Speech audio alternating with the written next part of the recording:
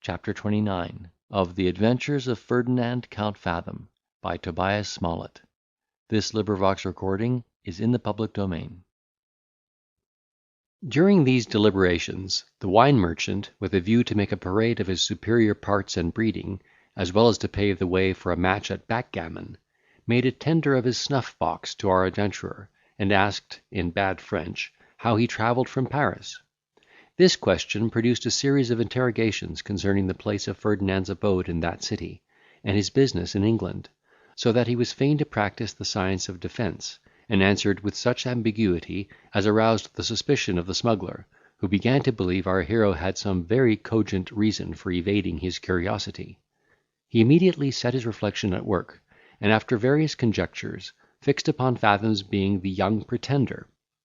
Big with this supposition, he eyed him with the most earnest attention, comparing his features with those of the chevalier's portrait, which he had seen in France; and though the faces were as unlike as any two human faces could be, found the resemblance so striking as to dispel all his doubts, and persuade him to introduce the stranger to some justice on the road, a step by which he would not only manifest his zeal for the Protestant succession, but also acquire the splendid reward proposed by Parliament to any person who should apprehend that famous adventurer.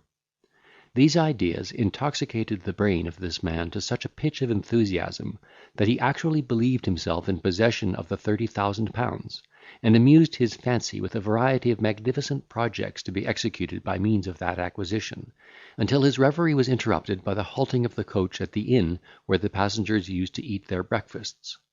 Waked as he was from the dream of happiness, it had made such impression upon his mind, that, seeing Fathom rise up with an intention to alight, he took it for granted his design was to escape, and, seizing him by the collar, called aloud for assistance in the king's name. Our hero, whose sagacity and presence of mind very often supplied the place of courage, instead of being terrified at this assault, which might have disturbed the tranquillity of an ordinary villain,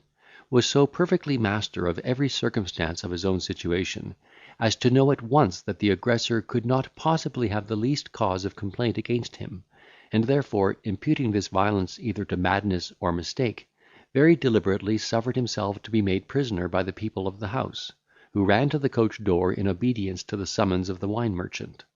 The rest of the company were struck dumb with surprise and consternation at this sudden adventure; and the Quaker, dreading some fell resistance on the side of the outlandish man, unpinned the other coach door in the twinkling of an eye, and trundled himself into the mud for safety. The others, seeing the temper and resignation of the prisoner, soon recovered their recollection, and began to inquire into the cause of his arrest; upon which the captor, whose teeth chattered with terror and impatience, gave them to understand that he was a state criminal, and demanded their help in conveying him to justice.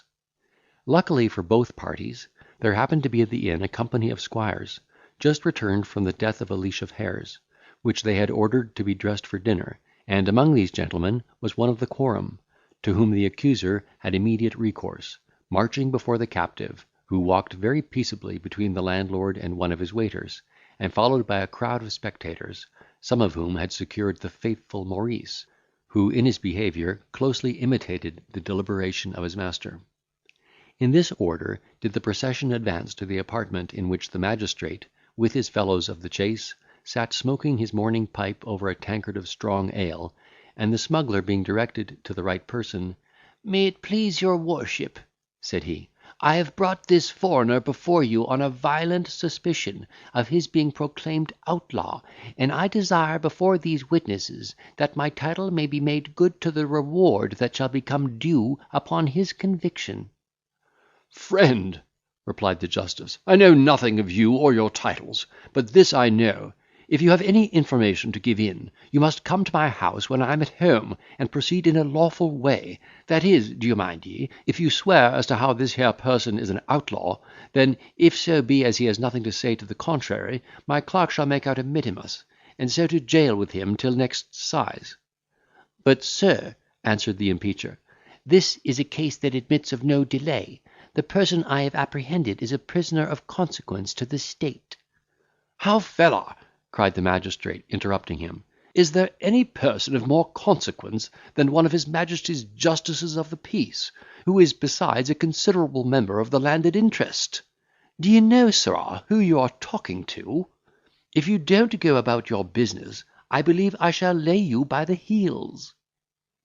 The smuggler, fearing his prize would escape through the ignorance, pride, and obstinacy of this country justice, approached his worship, and in a whisper which was overheard by all the company, assured him he had indubitable reason to believe the foreigner was no other than the Pretender's eldest son.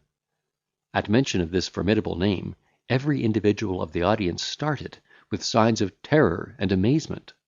The justice dropped his pipe, recoiled upon his chair, and looking most ridiculously aghast, exclaimed, "Seize him in the name of God and his Majesty King George! Has he got no secret arms about him?"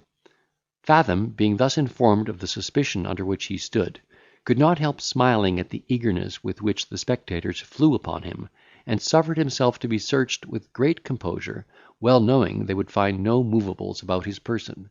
but such as upon examination would turn to his account. He therefore very calmly presented to the magistrate his purse, and a small box that contained his jewels, and, in the French language, desired they might be preserved from the hands of the mob. This request was interpreted by the accuser, who, at the same time, laid claim to the booty. The justice took charge of the deposit, and one of his neighbours having undertaken the office of clerk, he proceeded to the examination of the culprit, whose papers were by this time laid on the table before him. "Stranger," said he, "you stand charged with being the son of the Pretender to these realms. What have you to say in your own defence?" Our hero assured him, in the French language, that he was falsely impeached, and demanded justice on the accuser, who, without the least reason, had made such a malicious attack upon the life and honour of an innocent gentleman. The smuggler, instead of acting the part of a faithful interpreter, told his worship that the prisoner's answer was no more than a simple denial, which every felon would make who had nothing else to plead in his own behalf, and that this alone was a strong presumption of his guilt, because, if he was not really the person they suspected him to be, the thing would speak for itself, for if he was not the young Pretender, who then was he? This argument had great weight with the justice, who, assuming a very important aspect, observed, "Very true, friend. If you are not the Pretender, in the name of God, who are you? One may see with half an eye that he is no better than a promiscuous fellow." Ferdinand now began to repent of having pretended ignorance of the English language, as he found himself at the mercy of a rascal, who put a false gloss upon all his words, and addressed himself to the audience successively in French, High Dutch, Italian, and Hungarian Latin, desiring to know if any person present understood any of these tongues, that his answers might be honestly explained to the bench. But he might have accosted them in Chinese with the same success. There was not one person present tolerably versed in his mother tongue, much less acquainted with any foreign language, except the wine merchant, who, incensed at this appeal, which he considered as an affront to his integrity, gave the judge to understand, that the delinquent, instead of speaking to the purpose, contumaciously insulted his authority in sundry foreign lingoes, which he apprehended was the additional proof of his being the chevalier's son, inasmuch as no person would take the pains to learn such a variety of gibberish, except with some sinister intent. This annotation was not lost upon the squire, who was too jealous of the honour of his office to overlook such a flagrant instance of contempt.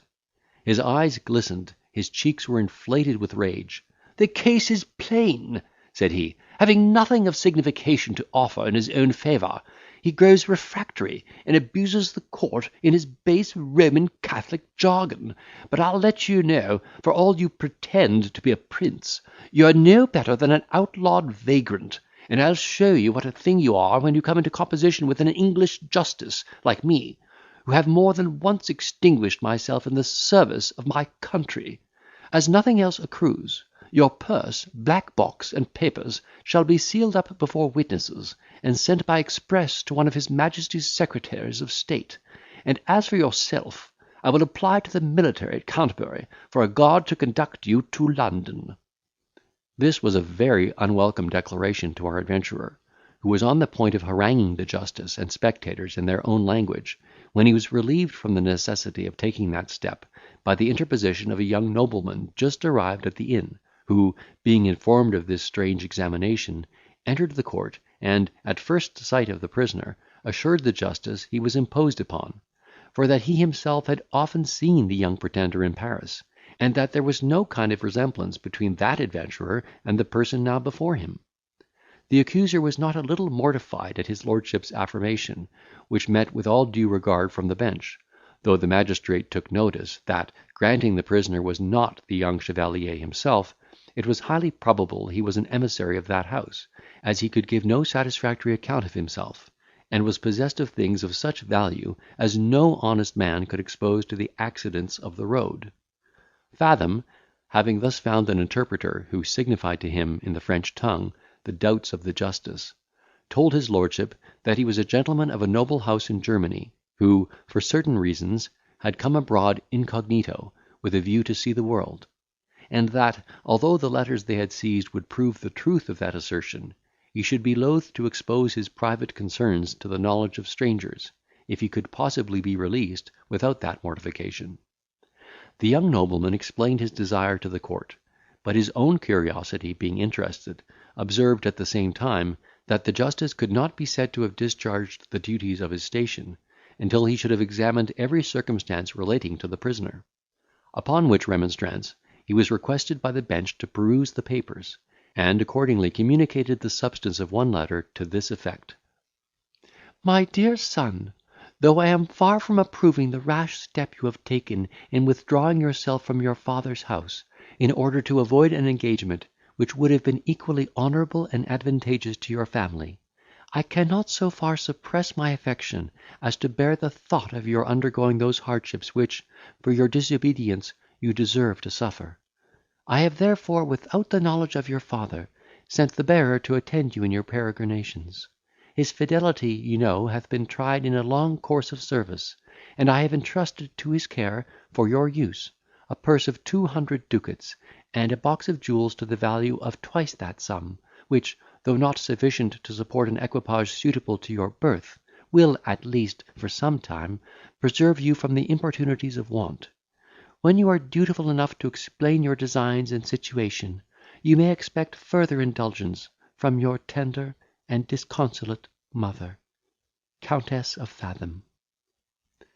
This letter, which, as well as the others, our hero had forged for the purpose, effectually answered his intent, in throwing dust in the eyes and understanding of the spectators, who now regarded the prisoner with looks of respectful remorse, as a man of quality who had been falsely accused.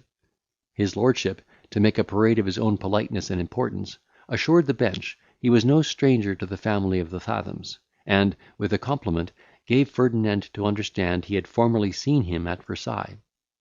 There being no longer room for suspicion, the justice ordered our adventurer to be set at liberty, and even invited him to be seated, with an apology for the rude manner in which he had been treated, owing to the misinformation of the accuser, who was threatened with the stocks for his malice and presumption. But this was not the only triumph our hero obtained over the wine merchant. Maurice was no sooner unfettered, than, advancing into the middle of the room, "My lord," said he, addressing himself in French to his master's deliverer, "since you have been so generous as to protect a noble stranger from the danger of such a false accusation, I hope you will still lay an additional obligation upon the Count, by retorting the vengeance of the law upon his perfidious accuser, whom I know to be a trader in those articles of merchandise which are prohibited by the ordinances of this nation. I have seen him lately at Boulogne, and am perfectly well acquainted with some persons who have supplied him with French lace and embroidery, and as proof of what I allege, I desire you will order him and this barber, who is his understrapper, to be examined on the spot." This charge, which was immediately explained to the bench, yielded extraordinary satisfaction to the spectators, one of whom, being an officer of the customs, forthwith began to exercise his function upon the unlucky perruquier, who, being stripped of his upper garments, and even of his shirt, appeared like the mummy of an Egyptian king, most curiously rolled up in bandages of rich figured gold shalloon, that covered the skirts of 4 embroidered waistcoats. The merchant, seeing seeing his expectations so unhappily reversed, made an effort to retire with a most rueful aspect, but was prevented by the officer, who demanded the interposition of the civil power, that he might undergo the same examination to which the other had been subjected. He was accordingly rifled without loss of time, and the inquiry proved well worth the care of him who made it; for a considerable booty of the same sort of merchandise was found in his boots, breeches, hat, and between the buckram and lining of his surtout. Yet, not contented with this prize, the experienced spoiler proceeded to search his baggage, and, perceiving a false bottom in his portmanteau, detected beneath it a valuable accession to the plunder he had already obtained. Chapter 29.